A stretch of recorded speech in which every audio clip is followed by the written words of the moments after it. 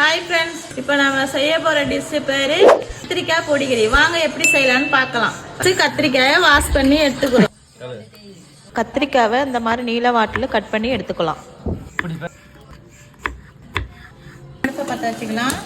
சட்டி வச்சிடலாம். பொடி அரைக்க தேவையான பொருள்: கடலைப்பருப்பு, உளுத்தம்பருப்பு, சோம்பு, சீரகம், மிளகு, வரமிளகாய் வறுத்து எடுத்துக்கலாம். நம்ம ஒரு பிளேட்டுக்கு மாற்ற போகிறோம்.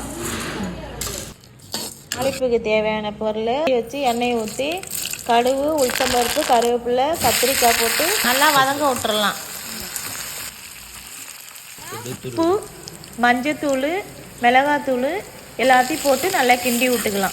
அரைச்ச பொடியை சேர்த்துக்கலாம். ஒரு கிண்டி இறக்கணும்னா அருமையான கத்திரிக்காய் பொடிக்கறி ரெடி. சுட சுட சோத்தை போட்டு இந்த பொடிக்கறி எடுத்து வச்சு சும்மா சாப்பிட்டு பார்த்தா வேற லெவல். நீங்களும் பார்த்துட்டு எப்படி இருக்குன்னு கமெண்ட்ல சொல்லுங்க. சூப்பரா இருக்கு.